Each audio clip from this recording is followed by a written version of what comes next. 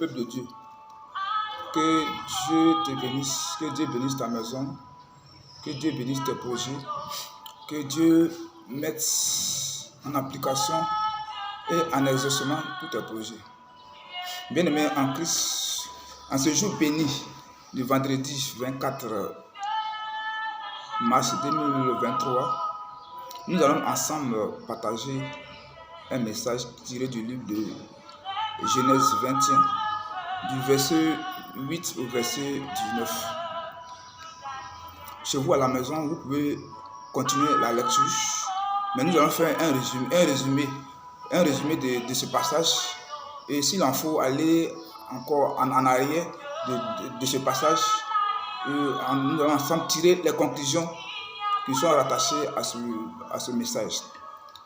Mais bien aimé, quand nous rentrons directement à partir du verset 8 au verset 19, de ce côté, il s'agit de Agar et de son fils Ismaël étant dans le désert.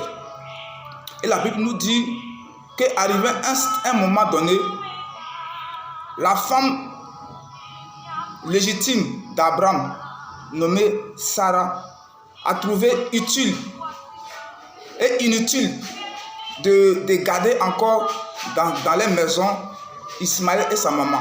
Donc elle recommande maintenant à son époux de les chasser de la maison. Et Abraham, le père de l'enfant, va exécuter les paroles que va lui dire sa femme. Mais bien aimé, comment est-ce que nous sommes arrivés à ce stade, à ce que Sarah va demander à ce que Abraham fasse partie, Agar et son fils de la maison d'Abraham. La Bible dit qu'Abraham étant le père de la foi, Abraham qui communiait avec Dieu, à qui Dieu a fait des promesses, plusieurs promesses. Et la Bible dit, pendant que la promesse n'arrivait pas, était sur son chemin d'accomplissement, Abraham va écouter la voix de sa femme, qui va lui demander, puisque notre maison est comblée, nous avons tout ce qui est nécessaire, nous avons les moyens financiers, nous avons tout ce qui est bon pour qu'une personne soit heureuse, mais il manque une seule chose dans la maison, il manque le bruit d'un enfant, il manque les mouvements d'un enfant, il manque la présence d'un enfant, la chaleur d'un enfant. Donc si ce n'est le cas, le temps que la promesse de Dieu qui t'a faite de pouvoir concevoir avec toi, va avec la servante, pour que cette servante puisse nous donner l'enfant qui manque dans notre maison. Et la servante va accepter les principes. Agar n'était pas à la maison chez Abraham pour lui faire des enfants, mais elle était là en tant qu'une servante. Elle était là en tant qu'une personne qui doit être à leur service. Mais elle n'était pas là pour concevoir des enfants pour Abraham. Mais par ricochet, cela a été. Et Abraham et sa femme sont servis, ont utilisé cette dame pour pouvoir avoir la chaleur d'un enfant dans cette maison. Abraham et sa femme sont servis d'elle pour accomplir la volonté de Dieu dans la maison. Pourquoi? Parce que cette volonté qui devait s'accomplir dans la maison, elle était donnée depuis le même livre de la Genèse, à partir du livre de Genèse 1, à partir du verset 28, où Dieu a béni l'homme et la femme et leur dit d'être fécond et de remplir la terre. Donc cette donne n'arrivait pas dans la maison d'Abraham. Pourquoi? Parce que sa femme Sarah étant stérile, cela ne peut pas s'accomplir. Mais Sarah voulait coûte que coûte que cette maison ne soit pas stérile. Donc cette maison devait avoir un enfant au sein d'elle. Donc elle a recommandé à ce qu'Abraham puisse aller avec la servante. Mais Abraham va avec la servante. Et lorsqu'elle va avec la servante, ils vont concevoir un enfant. Mais après la conception de cet enfant, quelques années plus tard, Sarah va concevoir aussi un enfant. Mais puisque l'enfant de Sarah était maintenant à un niveau où Sarah savait très bien, elle savait maintenant qu'elle avait maintenant la possibilité de pouvoir avoir un enfant dans sa maison, elle va trouver utile de pouvoir faire partie sa servante et sa fille et son fils. Voilà maintenant qu'ils sont encombrants pour eux. Et un bon matin, la Bible dit qu'Abraham va prendre un morceau de pain et une goutte d'eau pour donner à son fils et sa maman pour les faire partir de la maison. Et lorsqu'Agar et son fils quittent la maison, il va arriver à un certain moment dans le désert, dans la sécheresse, dans le désert, il va avoir un manque d'eau. l'enfant était sur le point de mourir. Pourquoi? Parce que l'enfant n'arrivait pas à supporter la chaleur. L'enfant ne pouvait pas à supporter le manque de fraîcheur en lui. L'enfant était sur le point de mourir. Et pendant que sa maman s'inquiétait de cette situation, elle a dit que moi je ne peux pas abandonner mon enfant en train de mourir. Donc elle s'est mise en écart en train d'observer son enfant en train de souffrir. Mais la Bible dit, Dieu qui n'abandonne jamais ses enfants, Dieu qui est toujours au parfait de ses enfants, Dieu qui n'oublie jamais ses enfants, et avec Dieu lorsque tu es à la foi, avec Dieu lorsque tu es fidèle, avec Dieu lorsque ton cœur ne t'agisse pas, lorsque ton cœur n'ira pas à gauche ni à droite, mais quelles que soient les circonstances, quels que soient les problèmes, lorsque tu cries à Dieu, Dieu te répond toujours. Et la Bible dit que pendant que la dame pleurait pour simplement un peu d'eau pour son enfant, la Bible dit que Dieu va envoyer l'ange qui va ouvrir les yeux de la dame pour lui permettre d'avoir un puits d'eau.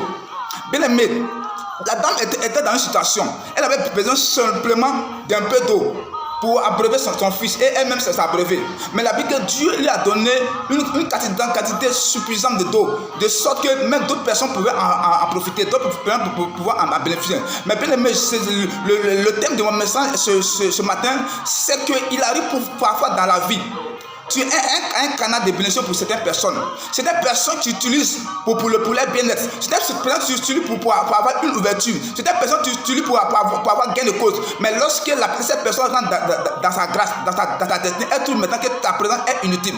Elle trouve maintenant que c'est toi qui est le problème futur de sa vie. Elle trouve maintenant que ta présence sera pour elle un obstacle. Mais puisque c'est par toi que Dieu a passé, puisque c'est par toi que Dieu passe pour pouvoir ouvrir les portes de la personne, puisque c'est par toi que Dieu passe pour que la personne puisse avoir le jour, puis c'est par toi que Dieu passe pour que la bénédiction qui était rattachée à la vie de la personne, elle puisse prendre forme. Le même Dieu qui a permis que cela soit, il peut pas t'abandonner lorsque la personne à qui tu as rendu service, lorsque la personne à qui tu as permis de pouvoir avoir le sourire et t'a rejeté, Dieu aussi permet à ce que tu puisses avoir une opportunité devant, pour ne pas que l'acte qui a été posé par la personne à qui tu as rendu service, pour ne pas que l'acte tu puisses regretter cet acte. Dieu te permet aussi d'avoir le supplice de ce dont tu as besoin. Donc la situation dans laquelle Agar et son fils étaient, c'était une position, une situation d'ingratitude. Pourquoi? Parce que Abraham et sa femme avaient besoin d'une chaleur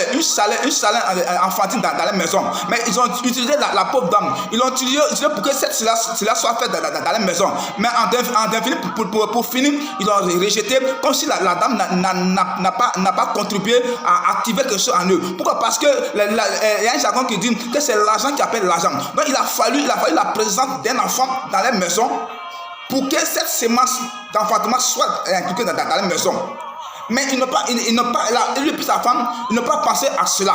Pourquoi? Parce que Abraham a exécuté les paroles que lui a inculquées sa femme, sans chercher à savoir que l'enfant n'y est pour rien, sans chercher à savoir l'enfant qu'elle a cherché à faire sortir de la maison, l'enfant vient d'elle. Et c'est elle-même, Sarah, qui a orchestré cela, qui a demandé à ce que cela soit. Si elle n'était pas rentrée dans cette pensée pour pouvoir faire forcément à pousser Abraham à aller avec la servante, cette situation n'allait pas arriver. Parce qu'elle n'est pas été patiente. Et elle a poussé aussi Abraham à précipiter les pas. Elle a poussé Abraham à ne pas écouter et à ne pas attendre son heure. Pourquoi? Parce que l'heure que Dieu lui avait prédestiné, cette heure, si Abraham attendait cette heure, il n'allait pas arriver cette situation. Pourquoi? Parce que Ismaël n'était pas l'enfant de la promesse. La présidence d'Ismaël dans leur foyer allait compromettre quelque part le plan de Dieu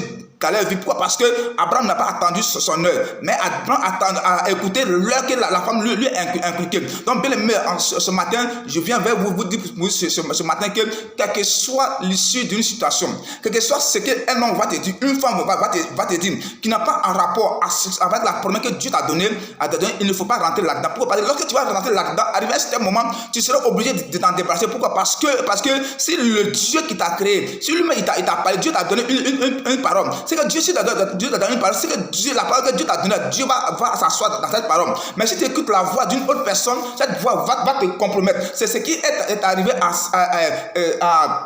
à nos devanciers, Adam et Ève. Dieu parle à Adam. Dieu dit à Adam que je vous donne l'opportunité de manger tous les arbres du jardin, sauf un seul arbre auquel vous ne devez pas toucher les fruits. Dieu a parlé à Adam. Et la femme vient lui dire le contraire de ce que Dieu a dit. Et la femme écoute. Dieu a parlé à Ève par le canal de son mari. Et Ève aussi va écouter la voix du serpent. Donc, bien aimé, pour ne pas rentrer en dehors de ta bénédiction, de ta grâce, il faut toujours écouter la première voix, la voix de Dieu. Ce que tu rajoutes encore, ça vient du diable. Donc, bien aimé, c'est ce message que je voulais partager avec vous. Que ce message vous permette ce matin de pouvoir vous asseoir dans votre grâce. Ce message vous permet ce matin de ne pas être détourné de votre voie, de ne pas être détourné de votre chemin, de ne pas permettre à ce qu'un homme ou bien une femme vienne vous rencontrer le contraire de ce que Dieu vous a dit. Que ce message vous permet ce soir de pouvoir rentrer dans votre destinée. Si Dieu avait programmé quelque chose pour toi, mais si l'ennemi, le diable, sait que